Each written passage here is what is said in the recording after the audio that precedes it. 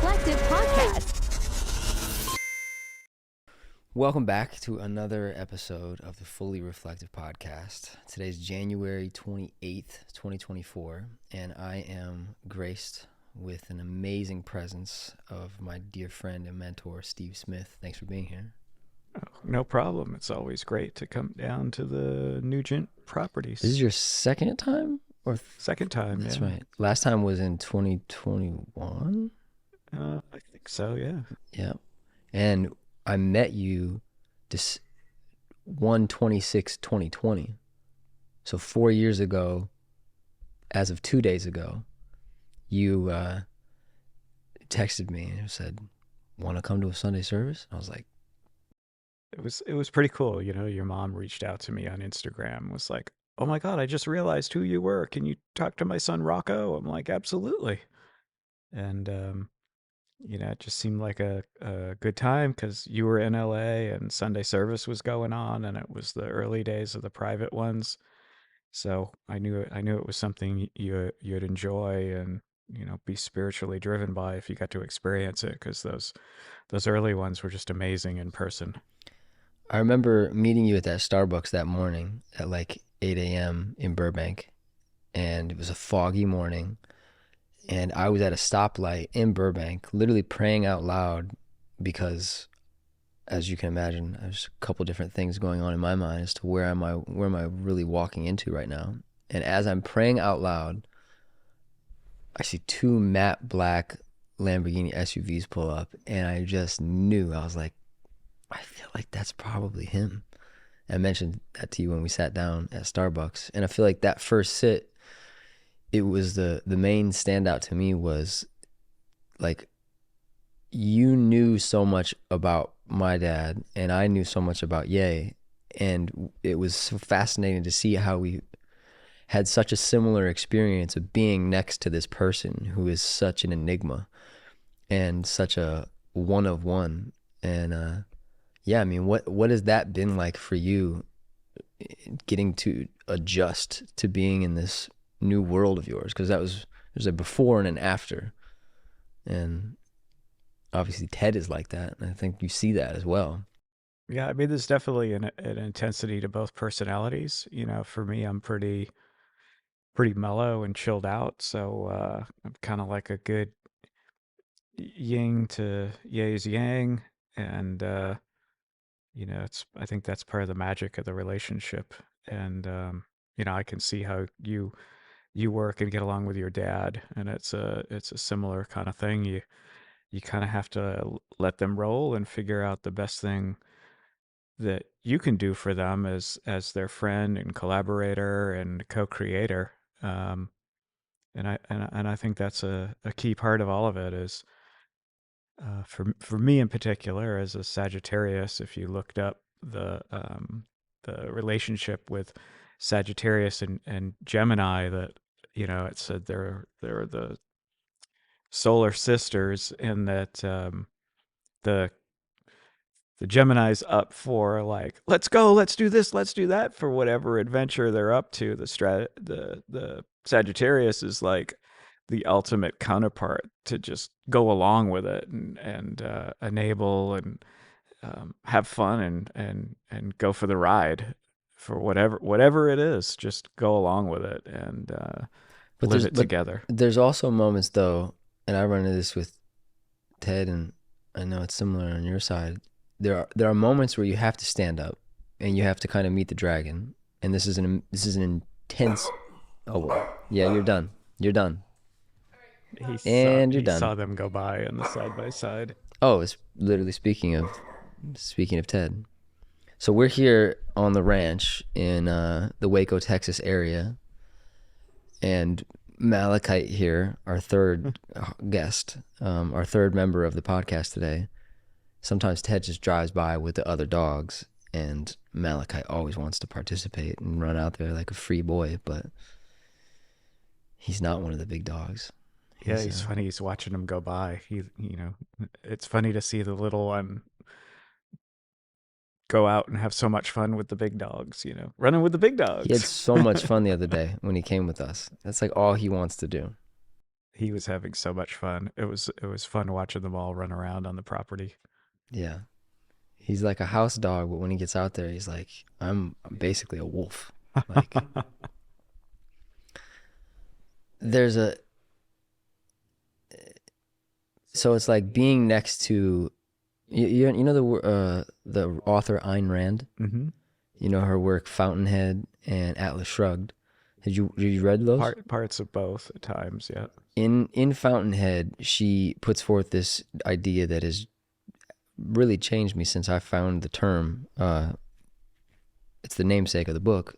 The title Fountainhead is really someone that shows up in society who is connected to God, who is connected to their soul, who is pure, who is authentic, and they lead industry and they do different stuff. They're not copycats. They're unique. You know, they're the person like a Steve Jobs or a Kanye that comes around and breaks rules, and then everyone else copies them. And Ayn Rand calls the copiers second-handers, and they're like also in Blade Runner replicants. They're kind of like carbon copies of the thing that worked, but they weren't the ones that stood in the flame, or we talked about yesterday, standing in that river and the pressure that comes with standing in that river of culture and industry and people who don't get new things and people who, second guess the artist. I've seen it, I know you've seen it. There's like the beauty of being the fountainhead, but then the pressure and turns people wild. And the world kind of turns against you, but it also rewards you. How's that been for you navigating that?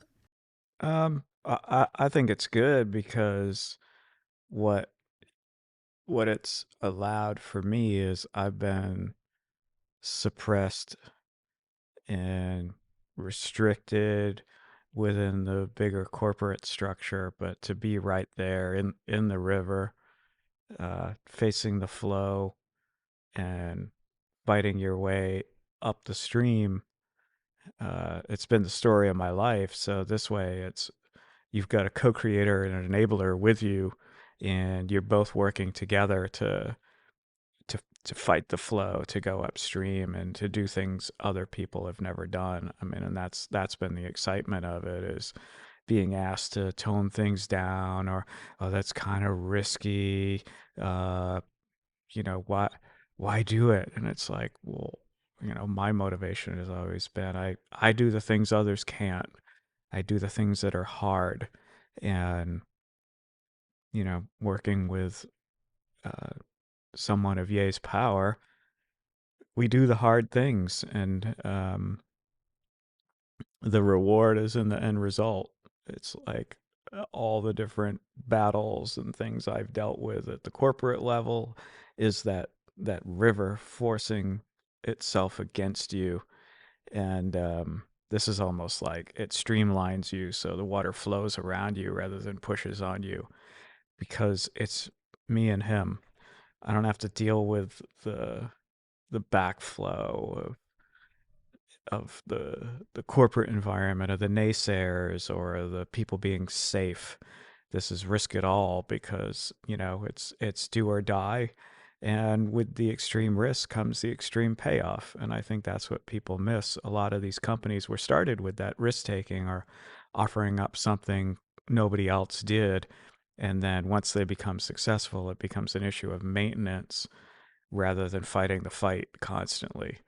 And that's been the great thing about Yay, is every day it's fighting the fight, and at the end, the output to me is the reward. It's not necessarily financially. It's always been the satisfaction of seeing the product out there being used by people and worn by people and accepted by people, and loved. Because I mean, at the end of the day, you're creating objects of desire, whether it's the fashion, whether it's the footwear, whether it's architecture, vehicle, or whatever. Um, to me, that's the success, is, do people want it? Do people love it? Yes, then I did my job well. And I think that's how you move forward against the forces of the river. But you've been preparing for that since you started. I mean, well, from what you told me, you were already the kind of yay archetype in your industry, like the guy that said no, the guy that went against the grain, the Ted of in your own path, where the rebel, but also you found a way to provide value and click into a format of an industry that was like, yeah, you got great stuff, like we want to work with you, but you had developed that aspect of your soul and your consciousness that had dealt with corporate people who didn't know no better, that had dealt with those people trying to pressure you to stay in the lines and stay in the box. So it was like you were being prepared spiritually, and then working with Ye is this like, oh, finally somebody who gets me kind of thing. What were some of those tenets, those protocol on a soul level? Like, what were the things that you feel like you had been doing for, the past 20 years in your career that uh, that made you such a perfect fit to work with Ye? I mean, I think a big part of it is always doing the right thing. Doing, the end goal is good. Sometimes you have to be bad to get to that good ending of all of it, to get to the positivity. But knowing that you're right, um, and the hardest thing is having other people understand and know that it's the right thing to do. I mean, you can convince them, you can politic them, but at some point that becomes exhausting, and that becomes the job and the role instead of creation. And to me, I always want to create. I don't want to be a politician. I don't want to be a full-time manager. I don't want to look at money and Is that called numbers. galvanizing? That Yeah, I think so. Yeah, and just kind of do do what I do best, and that's what I always try to do for these companies, and that's what I do for Yay. And finally, you're with a person who appreciates it. The success comes, he understands it, and then the trust is built. A lot of time in the corporate environment, you have people uh, cycling through above and around you, and then you got to prove yourself again every single day, even though you're putting out the million pair programs. And some of that becomes exhausting. So then that becomes your job as opposed to being the master creator. And with Ye, he allows me to be the master creator. Sometimes, like you were alluding to, with sometimes you got to stand up for yourself, and push back, even with them, to get your point across. So get them understand, you brought me here for my expertise. Please let me use it to your benefit and to our benefit. And if you do, you will then reap the rewards of what we bring with us to you and to the community. And I think that's the way I look at it. I've always done the right thing. And at the end of the day, the product and the styles and the influence I've had, it's proven that it was the right thing, because they'll outlive me. I mean, a lot of people are like, my legacy in this world, blah blah blah. Mine's there already. I don't need to prove anything to anybody anymore. I just need to keep doing what I do best, and that's it. And I can go to bed every night comfortably, knowing that I did the right thing and I did my best. And um, I've seen other people just kind of give up, or their motivation is money. Mine is the make the best designs that I can. And that means more to me than money, because that's where my satisfaction comes from. That's where my joy is. That's what keeps me and makes me happy. We talked about that a little bit yesterday, of like the difference between the archetype of a person who's like, I want to be the greatest, versus the person who says, I want to do the greatest work. Yeah, it's definitely a difference in ego, you know. Um, I've never had a big ego like that, because it's a this whole thing has been this gift, and it's a gift from God, and I want to appreciate, understand, and use that gift. And that's the way I look at it. Why waste it? Don't waste what your gift is. Um, and again, if it truly is what it is, it will manifest itself. What was your relationship with God like, and what was your spiritual journey like on the way up to working with Ye? Because obviously that's probably another chapter of your life, but I mean, there's definitely moments where in a couple of my previous jobs, I didn't understand what was happening to me. I would pray at night. I like to run a lot, so I would go out for my runs and try to figure out what was going on with me and to me and being done to me and why. And as I prayed on my runs, I asked for certain things, and you know, you don't want to beg, you want to ask and ask for the help, ask to be to be given the ability to come out of these tough spots or these trying and testing situations, and you realize you're being tested. And part of it was, you know, a lot of the times you have to hit rock bottom before you understand what the top is. And I think previous to Yay, there had been some moments that were pretty hard, pretty rock bottom for me. But I knew there was better, and it motivated me to do better and to come back harder and stronger than ever. And that's what I did. And I always view it, and I told people that in the initial any interviews I did.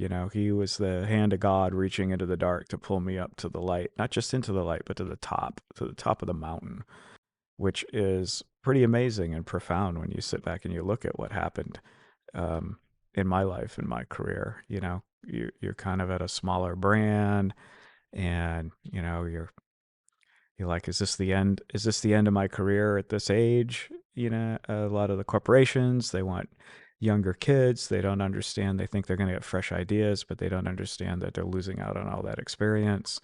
And yeah, so it was kind of a magic moment, and it propelled me back to what he would said, where you belonged in the first place. So it was kind of nice to have someone have that point of view about you. and that was in 2015, 2016. 2016. Prior to that moment, was he on your?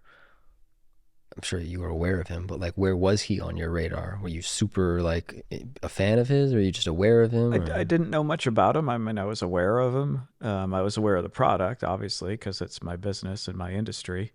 So I knew what the product was, but I didn't know a lot about him, other than what you hear in the media and that. So if this was 2016 and before you had actually interacted with him, and somebody comes up to you and is like, "So have you seen what they're doing at Yeezy?" Like, just from a designer perspective, like, what do you think of, like, from your pre-working with him perspective, time travel 2016?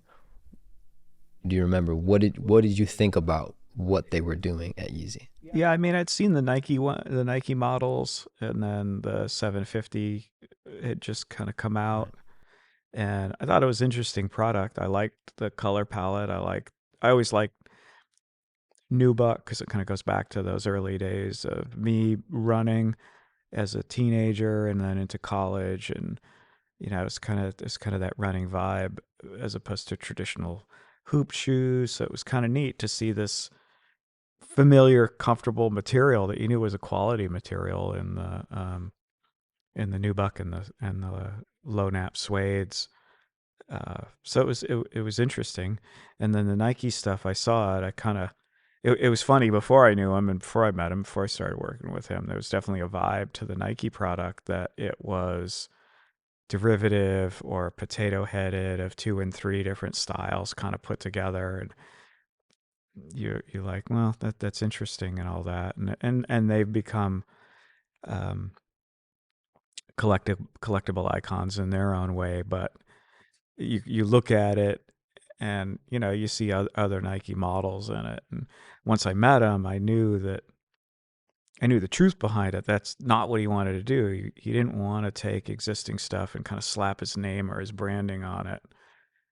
He wanted to create the new, redefine what sneakers and fashion could be, and what it what it could lead to, and it was all new creation. And I can see Nike being the big machine, kind of cramping on that.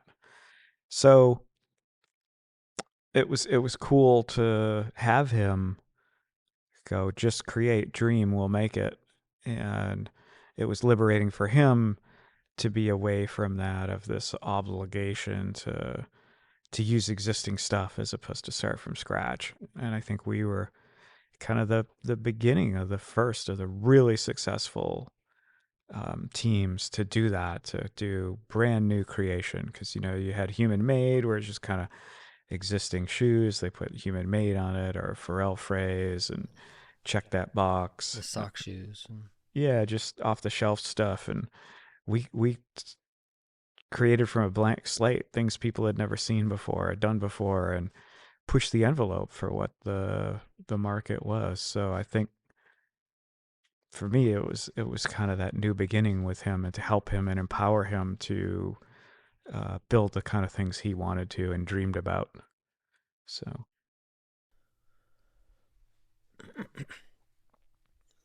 Looking at like, I mean, working with him as close as you are, and like being so immersed in the team. I mean, you've shared with me, like, the team comes and goes, but you're there. You're still there. You're like one of the only people that's still there.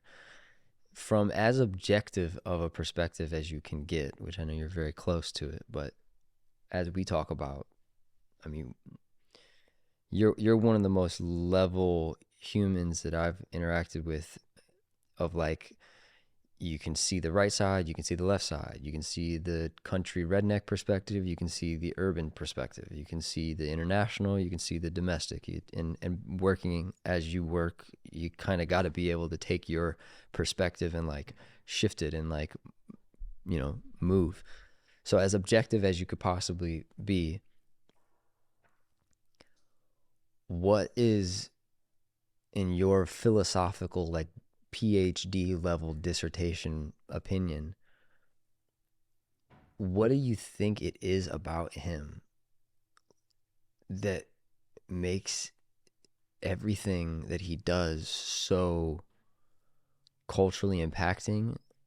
It was just beats. It was like somehow he had this renovation of beats. People were doing soul sample beats, but then he comes along, it's not Jay Dilla, and it's not over here, it's not over there. He's like finds his pocket, and then with the raps, he finds the same way. It's like comes in, it's like an angle. He comes in at this angle, and it's like this amazing angle that he enters into the conversation with. Same thing with fashion, same thing with shoes. What is it that you've noticed? Wow, that's that thing. What is that thing? What is, as much as you can put words to it, that he brings that makes it so special? I think it's a combination of things. It's lack of fear. I think fear ruins a lot of good things. It ruins a lot of good ideas. It ruins relationships. Um, it can ruin a lot of things. I mean, risk is huge. Um, Again, the big corporations, they're fearful of failure, and that's a key ingredient of risk. But if you don't risk, then you never get to a new place. And I think that's a key ingredient to how he approaches things and works on things. But he definitely has an eye on what's going on in the world and what could the world lead to, and how we can take advantage of that and define that, or we define the future that we want versus defining the future that's already in progress. This way we can intercept it and create what we wanted the future to be, or what we wanted it to look like. And I think it's the same way with the beats and the fashion. And I think people are intrigued by them. At first they're like, what is that? I don't quite understand it. And then slowly you start to understand it, whether it's simplicity or type of lifestyle, the kind of the, like right now, the global nomad. That's kind of what he is. He says, I have no home. I'm a citizen of the earth. People are, oh, really? Well, roll their eyes or whatever, but it's true. The outfits that he has with the environments that we go to. You can be in California, you could be in Wyoming, you could be in Saudi Arabia, you could be in Dubai, you could be in Iceland. you could be in Italy. You don't know where you are tomorrow, and the outfit kind of becomes this universal of this condensing to its most minimal form. What would you need? What does he need? And again, a lot of what we do, similar to the music, it reflects on his lifestyle. The product creation revolves around his lifestyle. If you want to know anything about him, listen to the songs. It's all there in the music. And I think that's the same kind of layer that we apply to the product. It's about him. What is he doing? What does he need? And I think it's relatable to a lot of people. I mean, part of it's emulation, obviously, but a lot of it is uh, that that simulation of what would I need to do this? What's the minimum I need to do this? And you kind of hone and perfect and work on that kind of ideation, um, as opposed to just surplus design. Like what? Why are we designing all this stuff? You know, why do we need all this stuff? What if we could condense it into 1 to 3 pieces of foot coverings and footwear and the garments?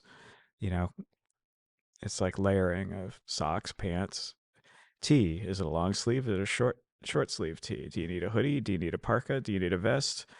And you kind of build the kit out of what is it that you really need. And I think that's the point of view right now of what we're doing. Hmm. That makes sense. Yeah. When you look out in the I brought root beer. wow, Just a liquid. amazing. That was actually a thought. It's like we should have grabbed drinks first, and she brings root beer. Not water. No, that's good. Root Thank beer you. is amazing. Thank you, Belle. Can you pull Mike down like a little bit? Yeah, amazing. That's great. Is this the Virgil's root beer? Um, no, I think it's that other one. The HEB? That's great. No, not that's. Oh, because that was actually good. That one was actually fire. This one's great though. For grocery store root beer, it was good. Pretty darn good. Well, it's funny. I just had Virgil. You did interact with Virgil. You said. On 1 or 2 occasions, I mean, as far as on the design side of it, he had already moved on from the squad. But we would run into him at the events. So like at Sunday services or concerts, he would come backstage and come see us and stuff. So it was neat. He was like the gentle giant, very quiet, good person, introspective. I liked him a lot. Who are some other creatives that you've met along the way that aren't second handers, that are these other, fountainheads? Definitely like Jimmy Iovine. He was kind of fun. You interacted with him? Just a little bit. Ye brings these people through when we were at the office. And they're like, Jimmy, I want you to meet Steven. And, it's kind of fun because he, I humble that I never think of myself as at this level, but he does. So it's kind of fun to bring these other famous people in to interact and meet you. Don C's become, I think, one of my good friends. I love everything Don does. He's big heart, just a great person. Yeah, Vanessa Beecroft, the work that she does is always amazing. You never know who's going to come through, or who you end up meeting. I mean, part of it is it's open doors as well to other people. So yeah, it's interesting. James Turrell, obviously. Oh wow, yeah. Turrell spent quite a bit of time with Turrell. He came out to Wyoming. We spent a week out there with him. Spent a week with him in Calabasas, working on ideation and architecture and storytelling. He and I were talking about alien abductions and alien implants and shards and religious backgrounds and how we got to where we are and why our brain works a certain way and why we think why we think the way we think and how we got to be these particular problem solvers. And I think that part of our religious backgrounds definitely influenced who we are and how we think about things and what we look for, whether it's that um, whole to access to God, or is it the solitude of sitting alone in the chamber? Um, all of these things come up. You know, the solitude is good because it gets you to focus. You know, almost like in a meditative state. It's inspirational in a lot of ways. The whole to the sky, to you know, to speak to God, like a channel to speak to God, it was pretty amazing because you could, you know, you could ask for help, ask for guidance in that very spiritually enlightened arena.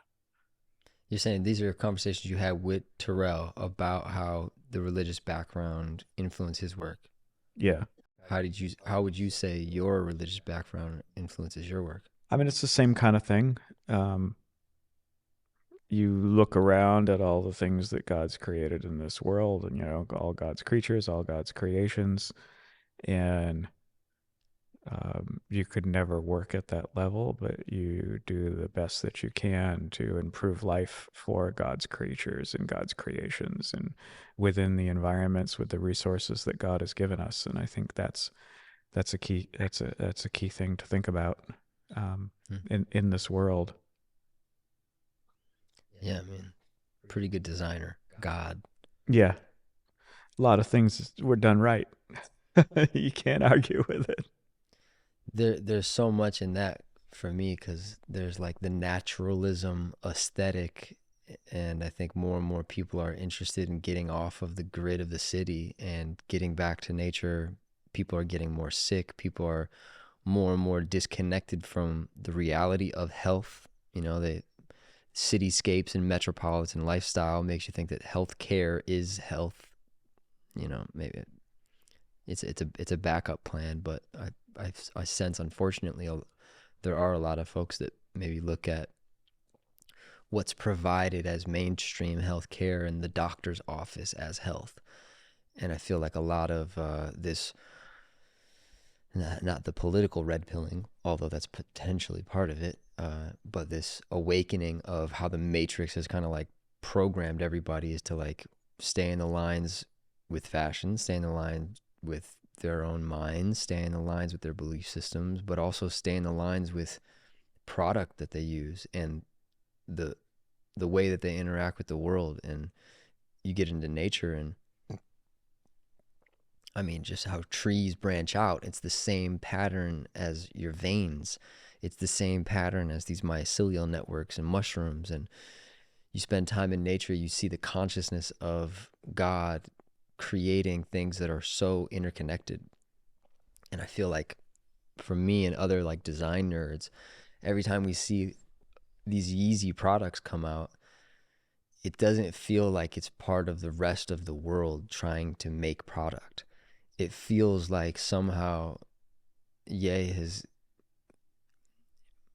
I mean, I know his process a little bit because as I told you, my friend Hassan has been around him a lot since a while, you know, over 10 years. And I've heard early cuts. I've written on verses and, you know, submitted beats, and hearing how he shapes things. And it's like a conductor. It's like, did you see this recent movie, Bradley Cooper and Maestro? Nope. You heard about it? Nope. Pretty profound. Yeah. I mean, I'll have he to plays watch for it. he plays a guy named oh man, forgive me for forgetting this guy's name. Lenny Bernstein. Oh yeah, Leonard Bernstein. You know that guy. It's a Composer. legend. Yeah. So Bradley's like him, like spot okay. on. And he learned how to like, I think, literally conduct based off of reading the music, and like he immersed himself, and you hear him talking about it. He wrote it, directed it, acted in it, produced it. And I see something like that, and there's no like in between the camera and the audience. It's like, it's pure, it's life. And I feel like in art and in design, from shoes to like the wave runners don't look like anything in nature, but somehow they feel the combination between God and an alien species and like a nerd who's able to reference like 90s culture and like 2000s and like Bridget, and then it's part of culture now, as if, wow, how did we ever not have that? I think that's when like I see the best designs coming from. Scan the world, and Yeezy's impacted, and see all the different copycats that have looked at that.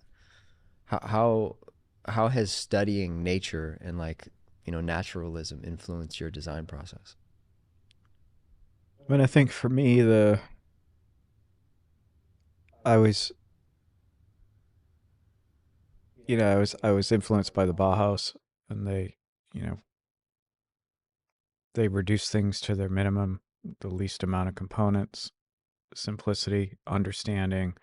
The product should tell its own story, because a lot of the times in the retail environment, you don't have the opportunity of some representative for the company or a brochure or somebody telling a story, that the thing should tell a story for itself. And I think one of the other key things is we create objects of desire. So you study things in the world that are desirable, that are created by nature, and how can you make something that desirable or that exciting? And at the end of the day, it's an object, but that object needs to interface with humanity. And I think that humanity is what you embed into it. You're studying the foot, it's nature, it's natural. How does it move? How can you make it work better?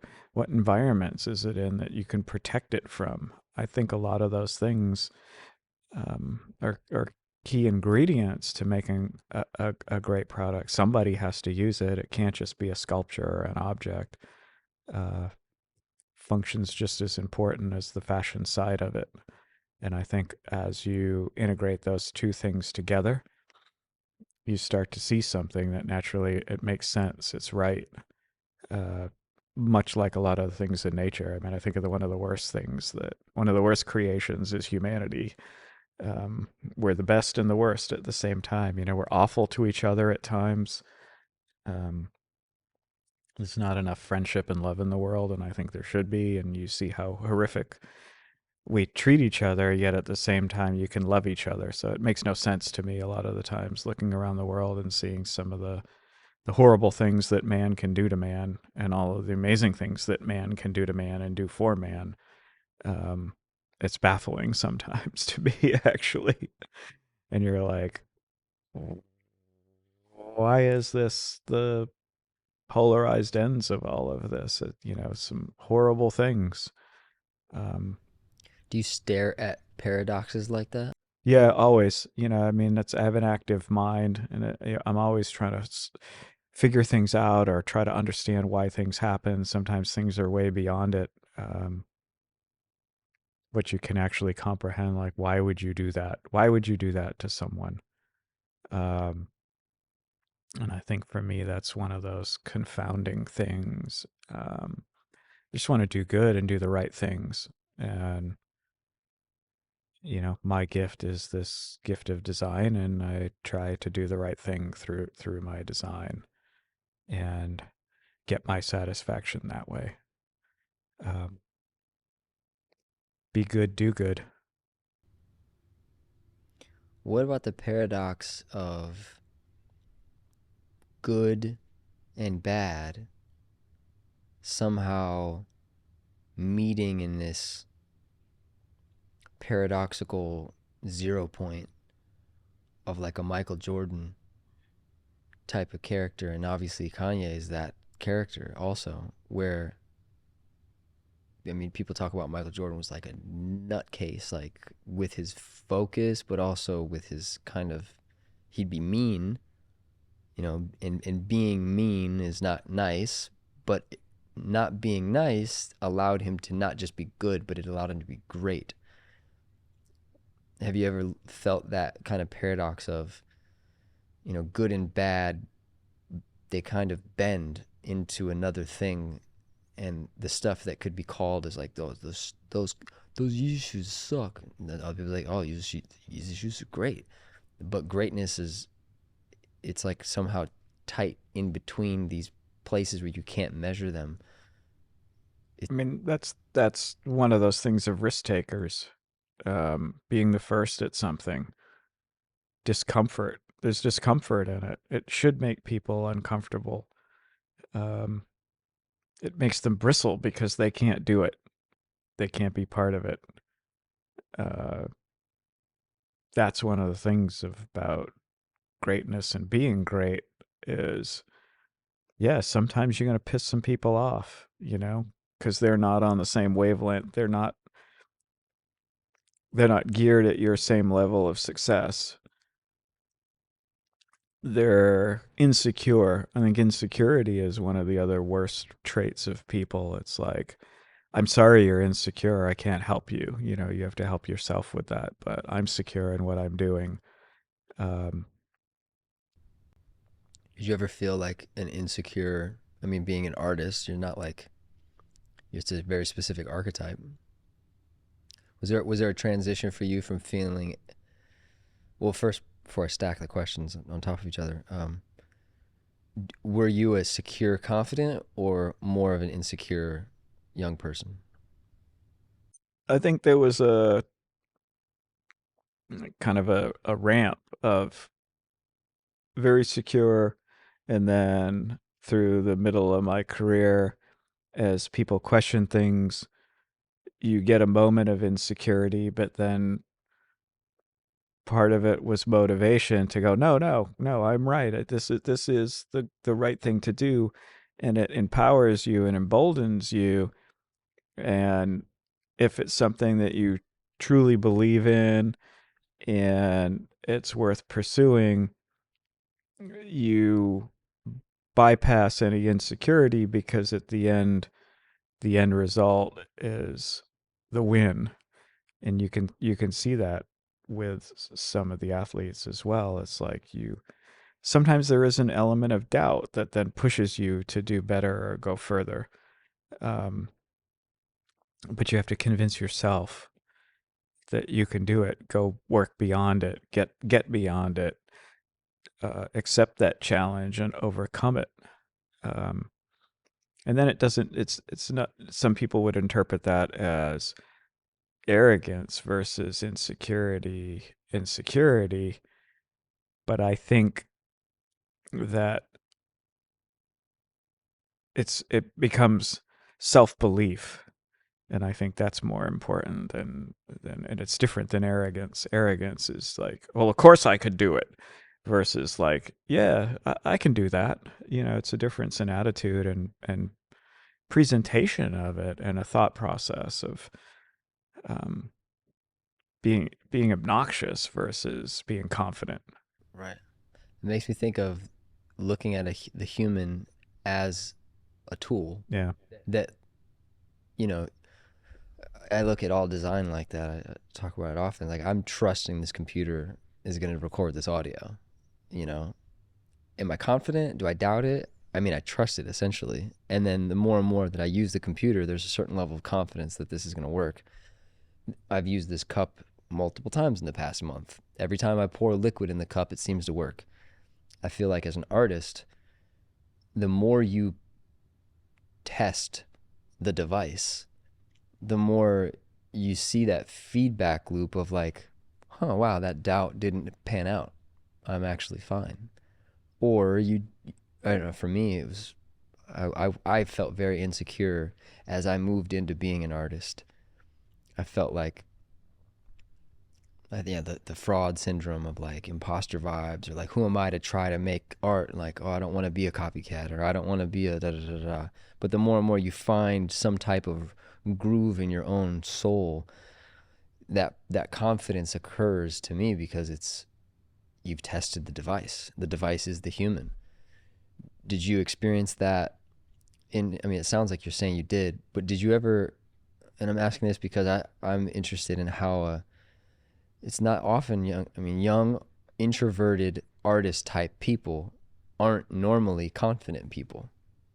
But when a young introverted artist type person finds that security in their art, and I think they kind of disconnect from the need for social validation and the attempt of being a normal person, quote unquote, they kind of disconnect from that social plateau that I think in high school everybody experiences that a little bit. Like there's cliques and there's this silent threat of like you're not one of us and you better be one of somebody. Like Yeah. otherwise you don't sit at any table. But as an artist, I think the best artists, it seems to me, go through that as like a kind of initiation process spiritually.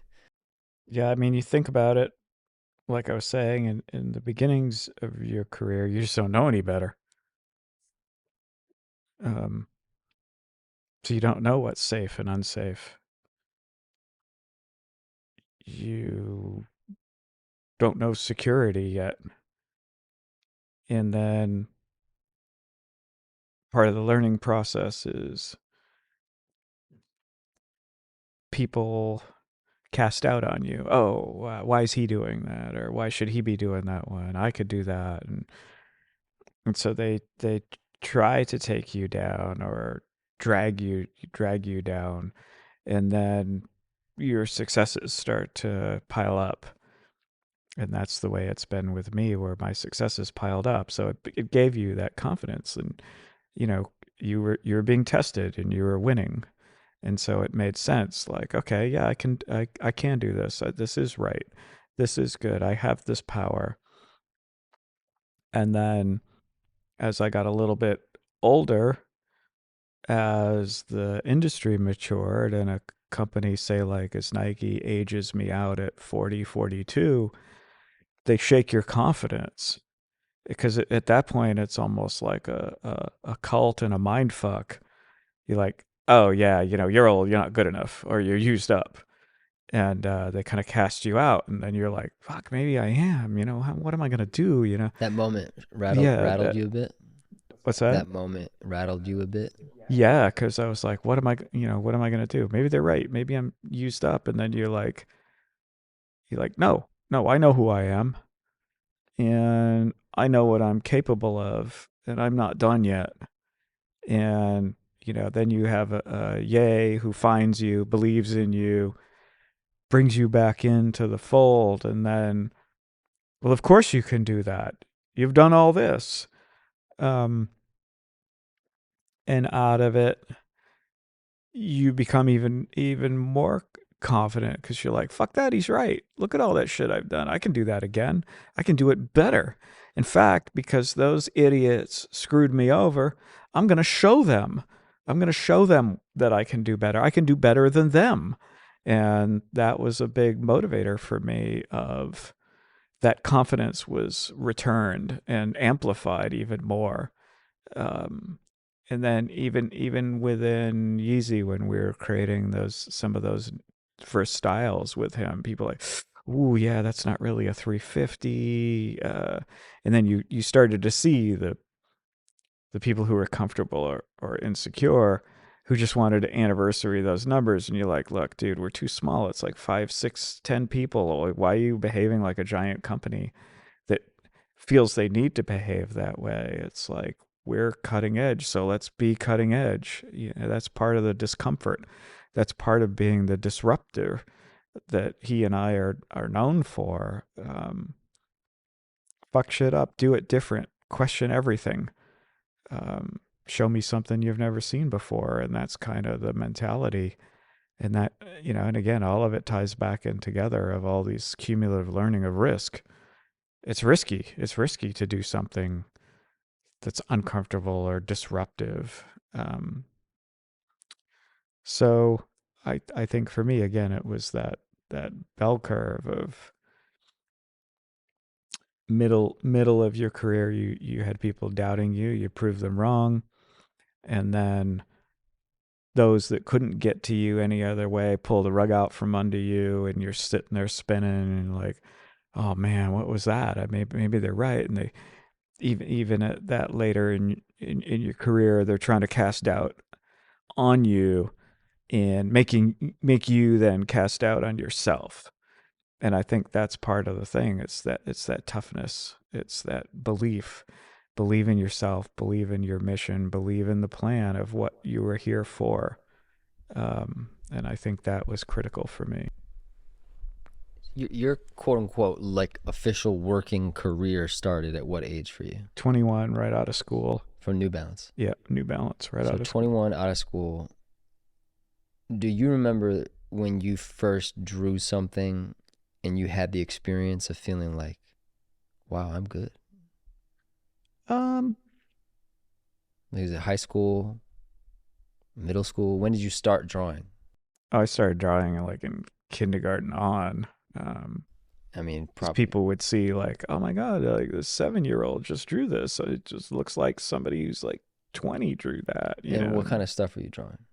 At that time it was kind of like cartoon characters and things you saw in your life. You get home from elementary school and you'd watch some cartoons, so you'd kind of mimic that style or create new things, or what's the cartoon I would want. How would I? Feel like you ever want to be a cartoon artist? No, it's kind of a replicate at that point. You're kind of learning craft, and so you're replicating things. Yeah, mimicking and stuff. But that's Yeah, healthy. And you want to mimic stuff that you like. yeah, and it teaches you how to. So it's a visual communication. So basically, you were learning the language, and it was learning the vocabulary. And then once you learn the language and the vocabulary, you can put the words together and create uh, poetry and stories and novels. But you have to learn the language first, and I think that's kind of what it was. Trying different mediums, whether it's crayons, colored pencils, markers. Uh, did a lot with just plain old black pencil and paper. Um, Which a lot of kids draw. yeah. But so as you're talking about middle school into high school, there's that moment where a young person has an experience of identity and they feel like that's who I am. That's not who I am. I wanted to play football and I went to tackle somebody and I got pancaked. Like I had an experience of identity. I was like, I'm not that. I'm like, that's not for me. And what did I end up doing? Go to the track for track practice and they're like, you're skinny and you can run long. You should run long distance. I didn't want to do that, but it was like my identity started to show itself.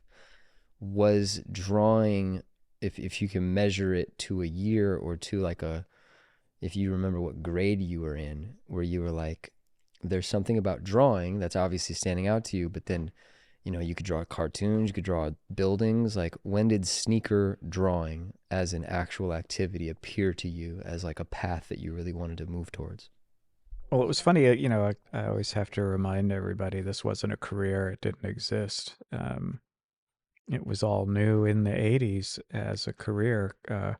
Companies didn't have designers per se like us at that point. They used pattern guys and some old shoe dog guys kind of put some pieces together, and it was very generic and standard. And it wasn't until some of us got involved. So for me, maybe in college I might have sketched some combat boots or something. I remember when Star Wars came out when I was in middle school, um, into high school. So that motivated me to draw cool sci-fi ships. And then once I started to draw the ships, you'd want to start drawing the uniforms for the people to be in the ships and the combat gear. And So this is in high school. yeah, late middle school, beginning of high school. And at that moment, you're drawing Star Wars. It's not like you're thinking, I want to be a Well, Star Wars worker person. Like, you're just drawing what you love, right? yeah, you're drawing other science fiction stuff, variations Because you on love that. it. It's like kids that draw Dragon Ball Z and it looks Yeah. amazing. It's like, does all the kids that draw Dragon Ball Z want to be a cartoonist? I don't think so. I think a lot of No. them feel like they appreciate it. But I yeah, wanted to be a product designer. I loved cars. I wanted to design cars. when did that clarity really anchor? Probably 8th grade. In 8th grade, what's the thought? What's the experience that anchors that identity for you? Uh,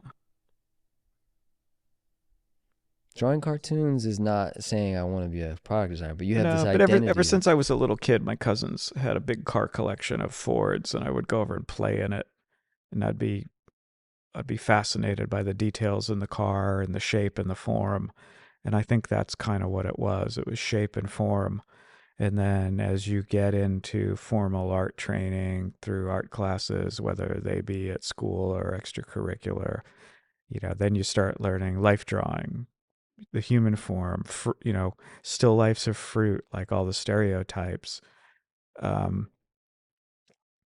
but for me, I would see some of the cars, and luckily in the late 70s, early 80s, it was the perfect time to be a dreamer of car design because it was a pocket of lameness and sameness. And you look at a lot of the cars that came from that era, they're awful and forgettable. Ford Granados and Pintos and things like that. Uh, Non-designed, or just somebody went in and punched the clock on design as opposed to push the envelope. Just generic. Yeah, it's just lazy.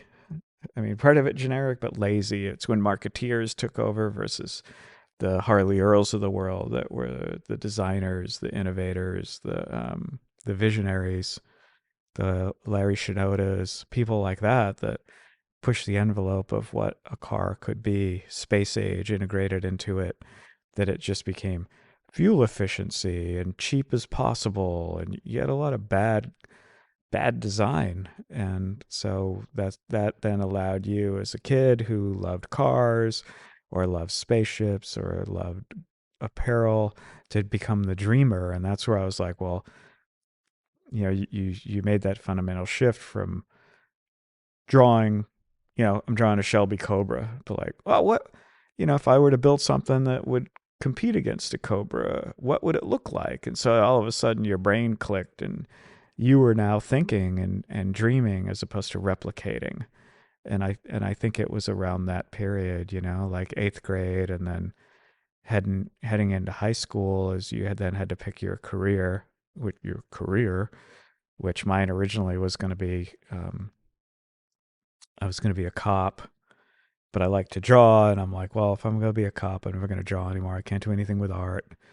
And so I kind of, you have your guidance counselors. What do you want to do? Oh, you can draw really well. Oh, you're in the art program. Why don't you go be a graphic designer? Because they didn't know what a product designer was. Or, you grow up in a medium to small town that's working class. They don't know what the hell industrial design is. You hear design. Oh, a graphic designer. You're going to go down, do labels and learn screen printing as a career, because it was labor versus art and skill and professional.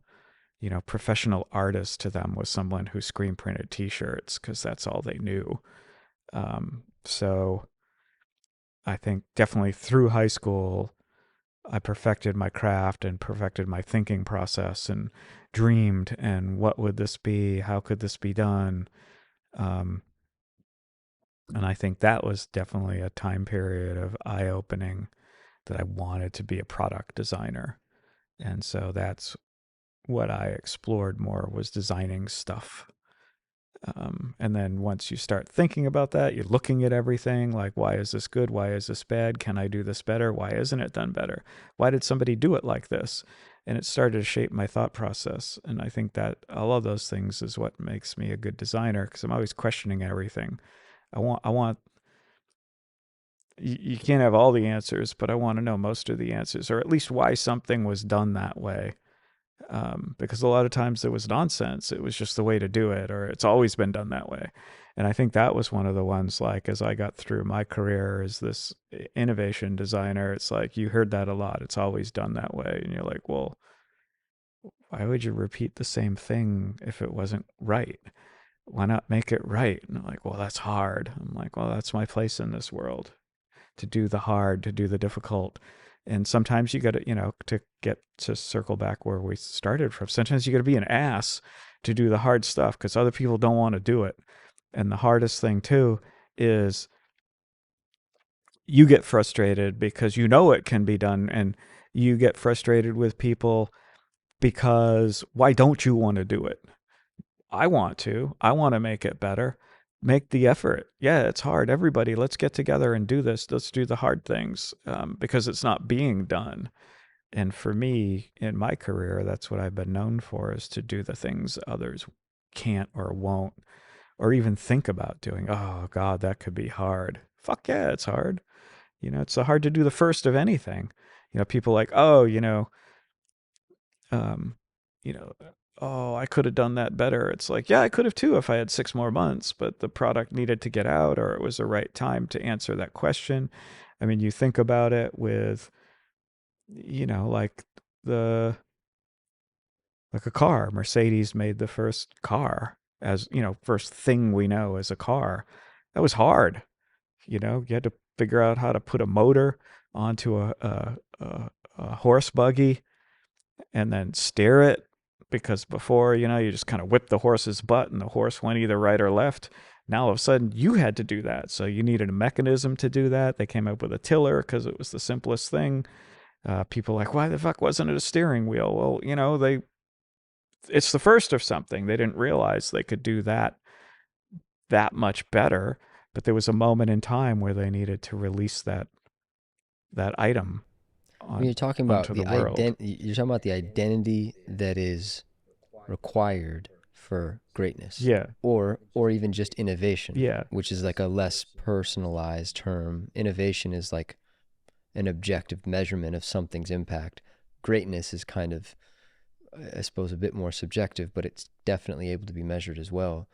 I have my testimony, and coming from, this dude who broke the model of our family, and I've asked my dad throughout these years, like, what the fuck happened that allowed you to break that mold? Did you see anyone else? And obviously, as you can imagine, he talks about all the people that influenced him early on, and his dad was a military drill instructor, so he had this kind of attitude there. And then he saw somebody, Chuck Berry playing the guitar, and he was like lit on fire. He was like, that, whatever that is, I got it. And we just saw Taylor Sheridan say that in that Joe Rogan joint just now. He's like, he watched what do you say, Lonesome Dove, and he saw that it came from a book. He's like, I don't know what that's called, but I want that. And to me, I've been studying greatness as a phenomena because it seems to be the funnest thing and the coolest thing. And I've noticed I mean, there's always going to be an anomaly in the measurement of a pattern, but it seems like anybody who's ever really experienced tangible, consistent greatness, they were exposed to an attitude from a human in their life that jostled them out of normalcy. And to me, there's a certain death there. There's a certain isolation there from ever feeling like you're just going to be a normal person. Did you ever feel that you were stepping into this life in a way that you were like, I mean, even what you just said, yeah, it's fucking hard. I want to do that. Did you see a kind of decay of friendships or people that their attitude was, oh my God, like I could never live like that. I could never think like that. And the fact that you're thinking and speaking to me like that is scary to me because it's the antithesis of what I am here for. Did you, and before I finish the question, it's a long run-on sentence, but I'm inquiring towards the foundation of your identity that is obviously great. But before you work with Ye, you're already great. Your career could have ended. You'd always be putting books already and said to be great. But that's not what it is for you. You're interested in making great things, and that's why you're great. But your attitude is also the only reason why you're able to even approach these situations in such a great way. Did your dad influence that? Was there a teacher? I mean, you're a Sagittarius. That plays a part for sure. Genuinely does. But what other ingredients went into your perspective having that freaking, it's permission too, to some degree, right? I mean, I think when I think back about it, it was my grandfather Taylor, because he was from that last generation of somebody who could do anything. He could build a house, he could wire it, he could plumb it, anything. And it's not that people told him they couldn't, it's that they knew they could.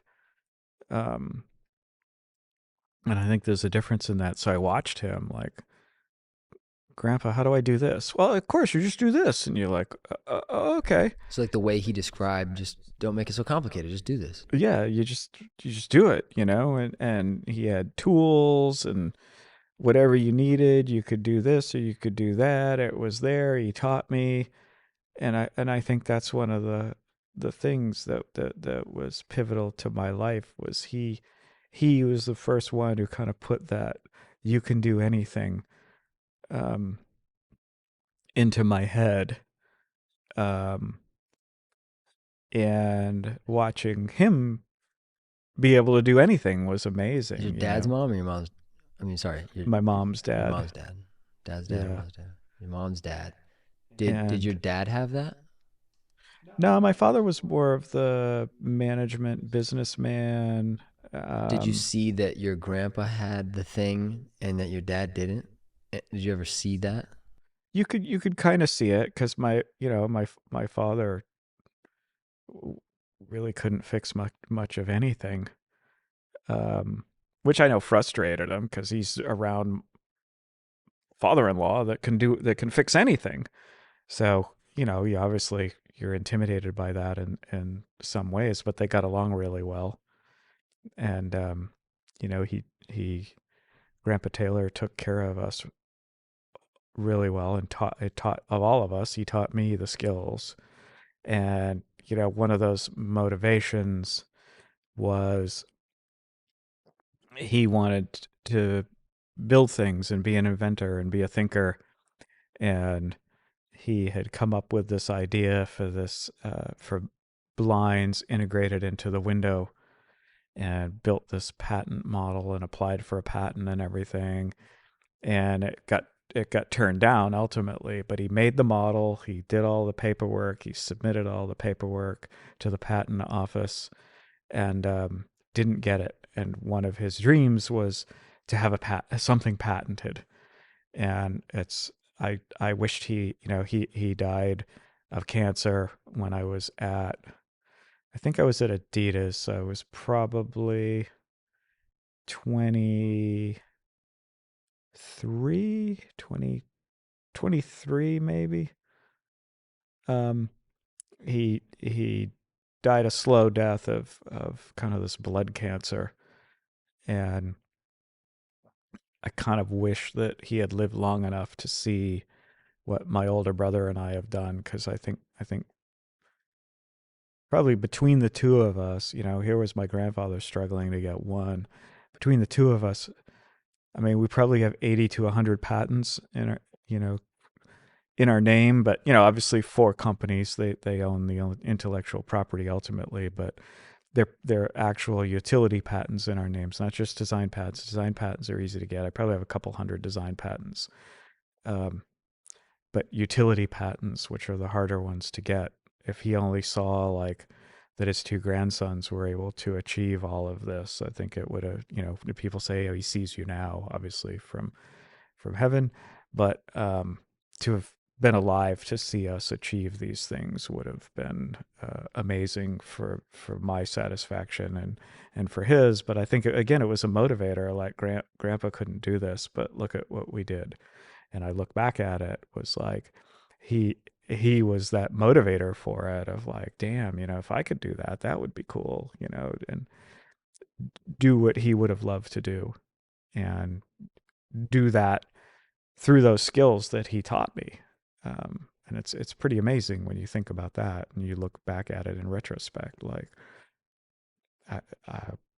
that was a motivator to make my grandfather proud of what I was capable of from the skills and tools that he gave me, mentally, physically, as well as through DNA. I mean, I'm his offspring, so. Yeah, it's interesting when you start to think about it and look back at it. Yeah, I think I know I was asking the question from like various angles, but I think that's what I was looking for. Like, where'd this thing that is the Steve Smith, effortless algorithm, what are the key ingredient factors to that, and how did it come to be you now? Like, and I hear your story about your grandpa, and I'm like, you saw that, you witnessed that. Wasn't the exact same model, but there were many aspects of that model that you realized were also happening in you.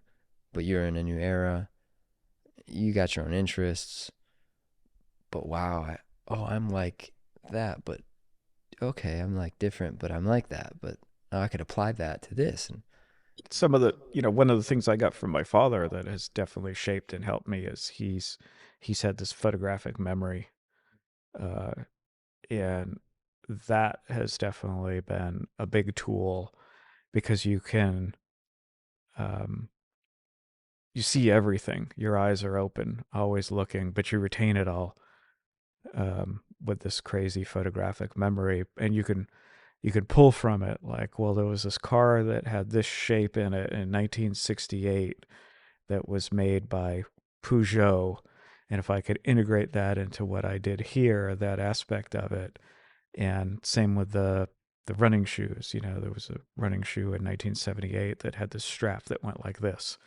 and to retain all of that information gives you this massive library to pull from, to improve upon, or to understand, or to um, create some better variation of it, and blend and hybridize all these things. I mean, that's a great thing that came from my father. Um, Again, it was another magic tool in the toolbox, and it's certainly not to put my own dad's influence on me down. There's definitely ingredients into what ultimately I am from that. I mean, I always try to explain to people. They're like, "Wow, that must be great to have a photographic memory." Um, yeah, but it also kind of is bad because people don't understand. It's not like going up to a bookshelf, looking on shelf number 3, row number 2, book number 7. It's not catalog like that. It's all swirling in your head simultaneously.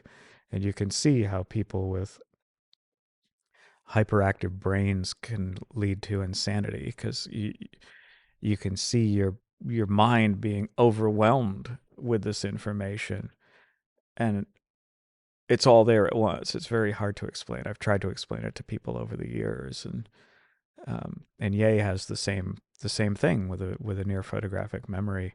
I mean, and granted, there's some things I forget. I'm getting older, and you naturally lose a little bit of your memory skills, but definitely on the product side and the things that intrigue me, it's all there. Um, but like I said, it's all there at once, and it's like white noise because it's all combined, but it's thoughts and memories. Um, yeah, it's hard to explain. It's always a fine line of um, keeping madness in check. was there ever a chapter in college or career where that it's kind of skill set slash madness slash condition felt like it was? You ever deal with any mental health issues in that? Um, I think there was definitely moments of being overwhelmed or getting some idea out. You can't just go pluck it out of somewhere. It has to flow, and you can be distracted by it. Where you should be focused on something else, but you can't because there's 1,000 things, and you need the one. But you could definitely see that. You can see that in relationships, because your mind's always racing with all of those things in it. And somebody's asking you, "Yeah, but what do you want for dinner?" And you're like, "Well, trying to build this product. I'm trying to work on my car. I'm trying to solve this. I'm trying to decide what's happening here. What would happen if I mix this and this?" And it's not like you're not paying attention to them. It's just there's 1,000 other things that are going on simultaneously that you like, sandwich, sandwich will be fine. You know, Yeah, yeah, don't bog me down. yeah, Not that you're solving the world's problems, but I'm solving my world's problems. yeah. you know. And you just develop like a path to resolve that the best that you can. Yeah. Yeah. For better or for worse, for people Yeah. to understand it or not. If they don't understand it, I'm sorry. Yeah. Um, but yeah, it can be challenging. That's for sure. Well said, man. Well, I tell you way more off air than on air, but I'm honored to be able to even talk to you and be your friend and hear of these insights that do contribute to things that people in the public world think are great, but that doesn't really wow me. I'm wowed by, okay, yeah, Big Ben's cool, but I want to see what's in the clockwork. Yeah. Who screwed that on? And then I want to meet that guy, and I want to see his freaking daily process of how do you keep a ginormous clock smooth and functioning with all these integral components doing the. There's just such a ballet, such an orchestra. It requires so many things to go right and zero things to go wrong. And your spirituality, your emotionality, your physicality, your background, your foreground, your vision of yourself, your understanding of yourself is the topic of identity, really. And I mean, you've done an incredible thing, just living your life on your terms, working for various companies, but every single one you left this mark. You've discovered stuff that has impacted uncountable numbers of people, and then obviously it magnetized you to this. You were the right fit. You were the only fit. You were your career and your choices and your identity led up to this human being who is a genuine enigma in humanity. And he was like, oh yeah, that's my guy. That's the alien god shoe legend man that I need. It's profound. Yeah, it's funny, you think about it. It's like growing up, I'm like, I was never felt like I was anything special or great. Um, but you just kind of have this journey and you make the best of it. And out of it came something amazing through this gift. And that's kind of the way I view it. So I don't squander the gift. I want to use my gift. People are like, oh, why don't you retire? Why don't you do this? Or why don't you do that? And it's like, I don't know. This is what I think the world still needs from me in a lot of ways. Um, and again, I always, we would have the young designers come in. They're like, oh, I want to do this. I want to do that. That's great. It's good. Have your goals. They're like, don't you want to do that? I said, I've already done it. All these products will outlive me. Whether people retain my name as the creator of these things, so be it, whatever. But the products that I've done already outlived me. They've grown larger than life. I mean, I've already achieved stuff beyond what I ever imagined I would do. So it's very humbling, but it's also, it removes a lot of that pressure of like, I've got to make my mark in the world. And I still look at design wise, the way I was treated at Nike in my early 40s. Frank Lloyd Wright did some amazing things. Yeah, some people understand it, some people don't, but those that do really understand it and appreciate how pivotal some of the works that he did to the world of architecture. But you think about, he did the Guggenheim in his 70s. I mean, I look at the Guggenheim and like, that's a masterpiece of alien design. It looks like nothing else. It still looks like it's from the future, in his 70s. So I look at that, me being in my late 50s, I'm not nearly done. There's lots to do. I mean, you look around the world, it's like, there's a lot to do. There's a lot better design. Where's this world? That's Ye and I had these conversations. And again, that's why I look forward to the future. You look at all the sci-fi movies and everything, and you see, like Rocco and I were watching Soylent Green the other night, and it's like, where's the future we were promised? That one at least is dystopian, but if you look at other sci-fi movies that took place in the year 2010, 2001 A Space Odyssey. Soylent Green says 2022. Yeah, it's 2022. And it's like, where's that future we were promised? And Ye and I talked about that a lot early on when we started working. We're like, fuck it, let's build that future that we wanted, that we were let down by not getting. That where is it?